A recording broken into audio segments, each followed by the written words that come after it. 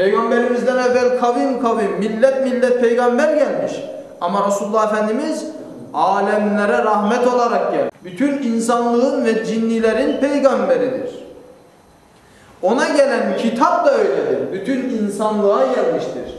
Cinnilere, bütün alemlere gelmiştir. Onun için Kur'an bize geçmişteki insanların ahvalinde ne olduysa, geçmiş milletler hangi hallerden helak olduysa ya da mükafatlandıysa bizlere hikaye etmiş, anlatmış ki bizler de ibret alalım. Efendim, geçmiş ümmetlerin yapmış olduğu hataları yapmayalım. İşte bu Adem Aleyhisselam'ın hikayesinde de Estağfirullah, Bismillahirrahmanirrahim. Ve iz qâle rabbuke. Burada bize anlatıyor Rabbimiz. Diyor ki ey Muhammed sallallahu aleyhi ve sellem, ne vakit ki Rabbin söyledi lil melaiketi, meleklere söylemiş idi. Ne demiş idi meleklere? İnni câilun fil ardı halife. Ey benim meleklerim, ben yeryüzünde, arzda bir halife yaratacağım. Halife. Halk edeceğim. Şimdi ben halifenin bir manasını bir açıklayayım. Halife ne demek biliyor musunuz? Başlık manası o manada değil. Halife yerine gelen demektir. Birinin yerine gelen. Halef selef derler ya. İşte halife birinin yerine gelen. Şimdi Rabbimiz diyor ki ben yeryüzünde bir halife yaratacağım. Ne demek bu? Yani Rabbimiz haşa kendinin yerine bir ilah mı yaratacak yeryüzüne? Öyle bu manada değil. Yani benim yerime yarattığım insanlara dini anlatan, Allah'ın izzetini, kudretini, keremini anlatan, her şeyi yaratıcısının Allah olduğunu bildiren bir kul yaratacağım. Halife budur. Yani Allah yarattığı mahluka bizzat kendisi anlatmayacak, Rabbimizin yerine gelen Resul, peygamber ki bu ilk peygamber de Adem Aleyhisselam olduğuna göre Rabbimiz Adem Aleyhisselam'ın yaratılacağını meleklere söyledi. Dedi ki ben yeryüzünde bir halife yaratacağım. Yani benim yerime insanlara, insanlığa, kendi sulbünden gelecek nesle beni anlatacak, benim izzetimi, kudretimi anlatacak, benim keremimi anlatacak, benim Halik-ı Zülcelal olduğumu bildirecek bir halife, bir insan yaratacak. Buyurdu. Ve melekler de buna cevap verdiler. Galu dediler ki etec'alu fiha men yufsidu fiha ve yesfikud dima. Melekler yaratıldığında onlar arşa, kürse, levh-i kaleme muttaliydiler, görmüşlerdi, biliyorlar. Rabbimiz gelecekte olan şeyleri yazdığından onlar okuyup bilgileri vardı. Dediler ki ya Rabbi sen yeryüzünde fitne fesat çıkaracak, kan dökecek birisini mi yaratacaksın? Anlıyorsunuz değil mi dedikleri? Yeryüzünde fesat çıkaracak, kan dökecek birisini mi yaratacaksın ya Rabbi dediler. Öyle değil mi muhteremler? Doğru değil mi? Fesat çıkarmıyoruz. İnsanlık şu anda, ta o zamandan beri, ta günümüze kadar kan dökülmüyor. Nitekim Adem Aleyhisselam'ın oğulları kan dökmeye başladı. Daha o vakitte. Kabil, Habil'in kanını döktü değil mi? Evet. Evet. İşte fesat çıkaran, kan döken bir cisim yarattı. Ama o cismi halife olarak yarattı. Öyle bir kıymet verdi ki halife dedi. Kendi makamına, kendi yerine gelen biri olarak hitap etti. Öyle buyurdu. Öyle nitelendirdi Allah. İnsanoğlunu halife diye. Eşrefi mahluktur insanoğlu. لَقَدْ خَلَقْنَا الْاِنْسَانَ ف۪ي اَحْسَنِ takvim diyor Rabbimiz. Biz insanı en güzel kıvamda, en güzel surette, en güzel şekilde yarattık. Yaratılmışların en şereflisidir insan. Çünkü o insan oğlunun içinde Habibullah vardır. Allah'ın Resulü sallallahu aleyhi ve sellem Efendimiz vardır. İşte Resulullah Efendimiz sallallahu aleyhi ve sellem insan olduğu için, bizler de Resulullah Efendimiz sallallahu aleyhi ve sellem gibi insan olduğumuz için onun hürmetine, onun sevgisine Rabbimiz Adem babamıza halife diye hitap etti. Muhterem cemaat, işte melekler de dediler ki, Ya Rabbi kan döken, fesat çıkaran mı yaratacaksın? Ve nahnu nusabbihu bihamdike ve nukaddisu lek. Halbuki ya Rabbi biz seni tesbih ediyoruz. Seni takdis ediyoruz. Yani sana kulluğumuzu bildiriyoruz. Muhterem cemaat, melek ne demektir biliyorsunuz değil mi? Melek nurdan yaratılmış, istedikleri şekle girebilen latif ve nurani varlıklardır. Onların yeme içme gibi bir ihtiyaçları yoktur. Yorulup usanmazlar. Cenab-ı Hak'tan gelen emirleri olduğu gibi yerine getirirler. Rabbimiz onlara nasıl görev verdiyse eksiksiz, noksansız olduğu gibi yerine getirirler. Onların bizi gibi böyle yeme içme gibi bir şey hissiyatı yok. Acıkmıyorlar, usanmıyorlar, yorulmuyorlar. Peki bu nasıl o hal? Tabi bu hali biz anlayamayız. İnsan olarak bunu anlamaktan aklımız acziyet gösterir. Ama Rabbimiz onları öyle yaratmış.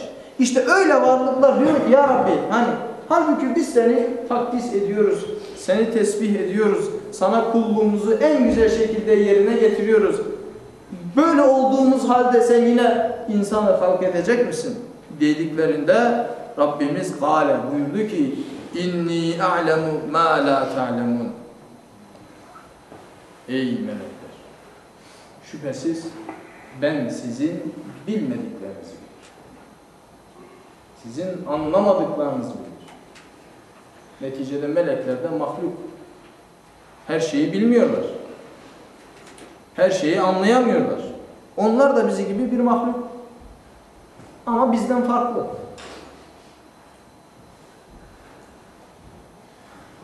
Ve neticede Rabbimiz Adem Aleyhisselam'ı yarattı. Yarattıktan sonra ona bütün ilimleri yükledi. Bildirdi Rabbimiz. Yaratmasıyla ona her şeyin, bütün esmanın adını, ismini, cismini, ilmini, her şeyi Rabbimiz onun kalbine, Adem Aleyhisselam'ın, Adem babamızın gönlüne, kalbine yükledi. Ve alleme Adem'el esmâ'e külleha. Her şeyi Adem'e talim etti. Öğretti. Bütün ismi, bütün esmanın, her şeyin isimlerini Rabbimiz Adem Aleyhisselam'a öğretti. ثُمَّ عَرَضَهُمْ عَلَى الْمَلَائِكَةِ. Sonra meleklere döndü. Buyurdu ki فَقَالَ اَنْبِئُونِي بِأَسْمَاءِ هَؤُلَاءِ اِنْ كُنْتُمْ صَادِقِينَ. Ey melekler! Eğer iddianızda, söylediğiniz sözde sadakatiniz varsa, biz seni tesbih ederiz dediler. Biz seni takdis ederiz. Sana kullukta biz yetmiyor muyuz diye söylemişlerdi. Eğer bu iddianızda sadakatiniz varsa şunların isimlerini, şunların adlarını, şu ilimlerden bana haber verin. Söyleyin. فَقَالُوا Melekler de dediler ki dediler ki Subhaneke la ilme lena illa ma allamtena. Melekler de dediler ki ey Rabbimiz, biz seni tesbih ederiz. Seni noksan sıfatlardan tenzih, bütün kemal sıfatlar ile muttasıf olduğunu bildirip seni tesbih ederiz. senin bize öğrettiklerinin dışında bizim hiçbir bilgimiz yok. Onların adlarını bilemeyeceğiz. Ancak bize verdiğin ilimleri, öğrettiğin ilimleri biliriz diye karşılık verdiler. İnneke entel alimul hakim. Ey ya Rabbi, sen alimsin, sen hakimsin dediler. Her şeyi bilen sensin, her türlü hükmü veren sensin ya Rabbi dediler. Sonra Rabbimiz "Kâle ya Âdemu enbithum bi esmâihim." Sonra Rabbimiz Adem Aleyhisselam'a dedi: Ey Adem, şunların isimlerini, şunların adlarını bir haber et, bildir. Yani şunlar nedir? İlimlerden haber et diye sordu, sual etti. فَلَمَّا أَنْبَأَهُمْ Ve hemen Adem Aleyhisselam Rabbimizin gösterdiği şeyleri bildi, cevapladı, haber verdi. Bir esmaihim, onların isimlerini. Kâle, Cenab-ı Hak buyurdu ki: Elem egullekum, ben size demedim mi dedi melekler. İnni a'lemu gaybes semavati vel ard. Ben yerin ve göğün, yer ve gökyüzünün gaybını, yani görünmeyenleri, bilinmeyenleri bilirim. Ben size demedim mi? Ve a'lemu ma tubduna ve ma kuntum tektumun. Sizin sakladıklarınızı da açıkladıklarınızı da her şeyi bilirim demedim mi diyor. Muhterem cemaat-i Müslümin.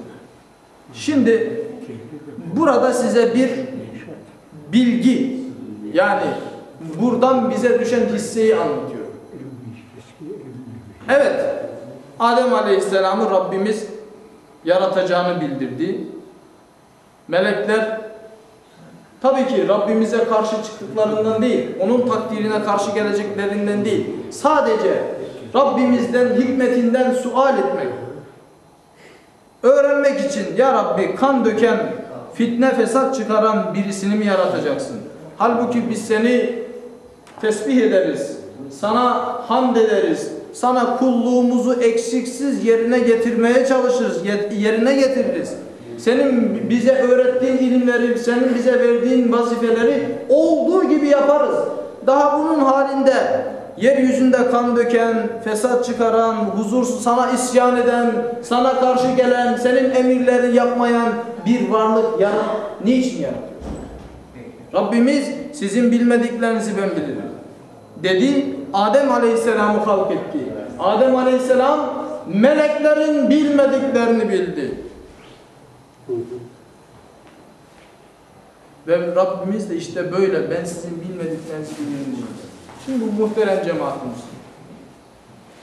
Adem Aleyhisselam topraktan yarattı. Yani hepimizin mayası topraktır. Toprak ve sudan, çamurdan biz meydana. Hiç gururlanıp kibirlenmeye gerek yok. Neticemiz yine toprak olacak. Ne zaman ne vakit olacağını tabii ki Allah bilir ama yine toprağa gideceğiz. Yine neticemiz, dönüşümümüz toprağa olacaktır. Toprak atıldır, ağırdır. Bakın bizler de öyleyiz. Kuş gibi uçmak istesek uçabilir miyiz? Ya da bir saniye, bir sükut içerisinde dünyanın herhangi bir yerine gitmek istesek gidebilir miyiz? O güce, o kuvvete sahip miyiz? Ya da her istediğimiz anda sahip olabilme gücümüz var mı? Yok. Elbette yok. Ama Rabbimiz bize bir cevher verdi. Eğer o cevheri, ki o da Rabbimizin sıfatlarındandır, kabul edersek, onu kendimize, kalbimize, gönlümüze yüklersek, o cevher ile tecihiz olursak, giyinir kuşanırsak, o zaman istedikleri şekle girebilir. Rabbimizin latif varlığı olan meleklerden de daha faziletli oluruz. İşte o nedir? İlimdir. O ilimdir, ilim. Allah'ı bilmektir. Şu okumuş olduğumuz yüce kitabı, Kur'an'ı bilmektir, okumaktır, öğrenmektir ve o ilim ile amel edebilir. İlim öğrenmek de yetmiyor. O ilimle amel etmek de lazım. Yoksa eğer bu ilmi talep etmezsek, öğrenmezsek, onunla mücehhez olmazsak, Rabbimizi bilmezsek, bizim vücudumuzun atıl, o tembel vücuttan başka bize bir şey yok. Affedersiniz, Rabbimiz hayvanlara da can vermiştir. Onlar da canlı. Onlar da hareket ediyor. Onlar da yiyip içiyorlar. Onlar da dünyalık ihtiyaçlarını görüyorlar. Doğru mu? Bizi hayvanattan ayıran Rabbimiz akıl vermiştir. Yürek vermiştir. O yüreğin, o aklın içine, o kalbimizin içine de iman doldurmuştur. O imanımızın muhafazası için de ilim vermiştir. Rabbimiz Resulullah sallallahu aleyhi ve sellem Efendimiz de bizlere Kur'an'ı göndermiştir. Evet, Rabbimiz ilk halife olarak Adem babamızı yarattı. Adem aleyhisselamdan bu hilafet, yani Allah'ın yerine insanlığa Allah'ı bildirecek bu vazife peygamberlerden peygamberlere devam ede geldi ki en son ki Allah'ın yeryüzündeki halifesi şüphesiz bizim peygamberimiz Muhammed Mustafa sallallahu aleyhi ve sellem'dir. Ondan sonra da peygamber gelmeyecektir. Ondan sonra da yeryüzünde Allah'ın halifesi olmayacaktır. Peki Resulullah Efendimiz sallallahu aleyhi ve sellem'den sonra insanlık neyle amel edecek? Neyle Rabbini bilecek? İşte Resulullah Efendimiz'e de Rabbimiz şu kitabımızı göndermiştir. وَاَعْتَصِمُوا بِحَبْلِ اللّٰهِ جَمِيعًا. Hep beraber bu Kur'an'a sarılın.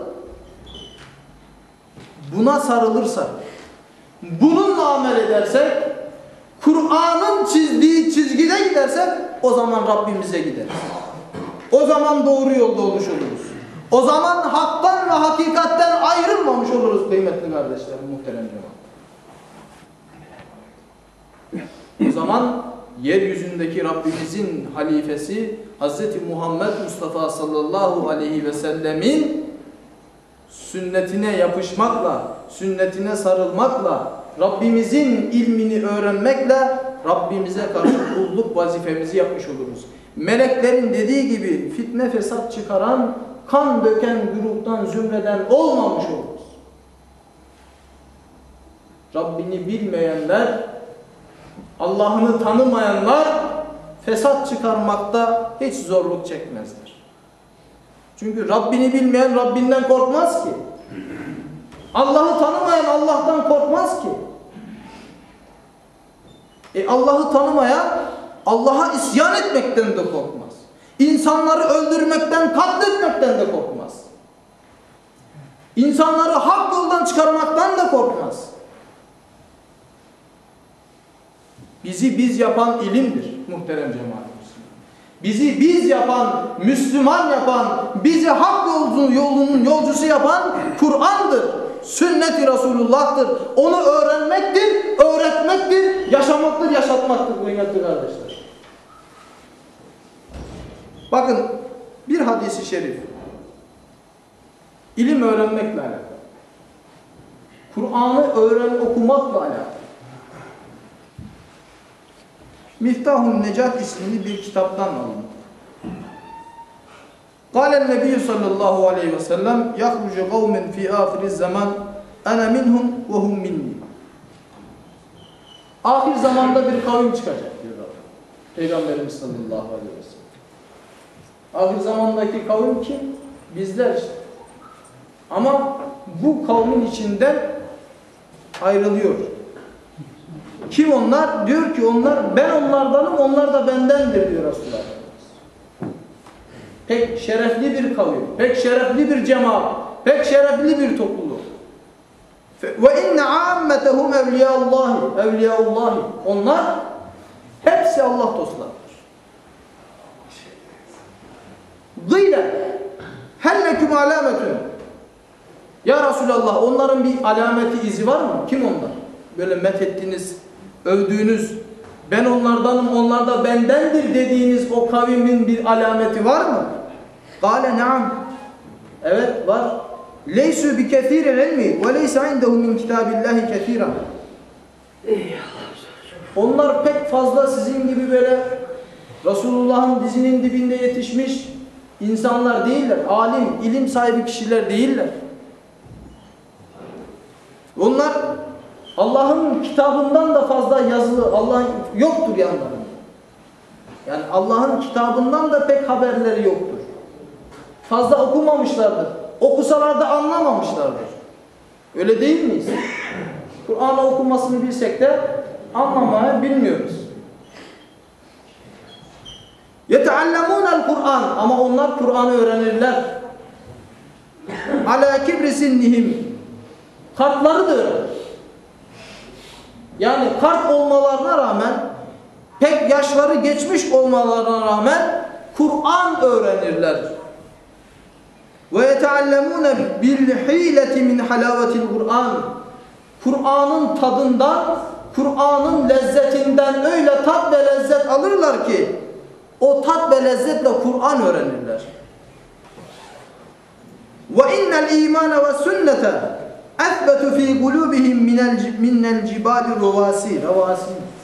Ben imanı ve sünneti onların kalplerinde yalçın dağlar gibi, kayalar gibi, yüce dağlar gibi sabit ederim. Sabit olmuş olarak görünür.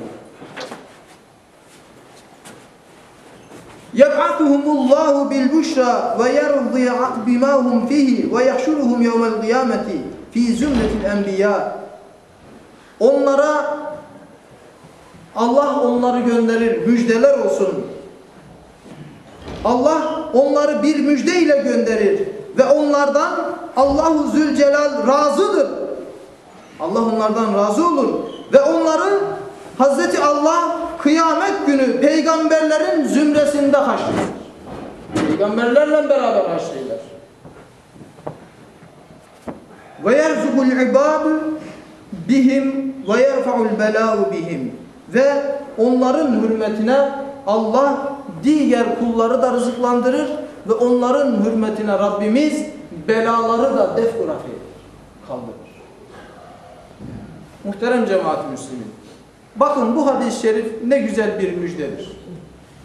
İlim öğrenmenin, Kur'an öğrenmenin, Kur'an okumanın faziletiyle alakalı. Kur'an okuruz.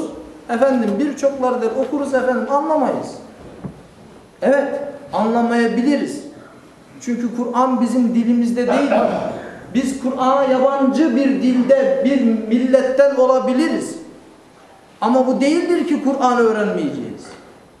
Kur'an okumanın tadından, lezzetinden Kur'an öğrenirsek eğer, aşk ile, şevk ile bu Allah'ın bize gönderdiği kitaptır deyip öğrenirsek eğer, onun manasını anlamadığımız halde okursak, okumaya devam edersek eğer, işte burada Resulullah Efendimizin bahsettiği gibi kıyamet gününde peygamberler zümresinde, peygamberlerle beraber haşredilecek.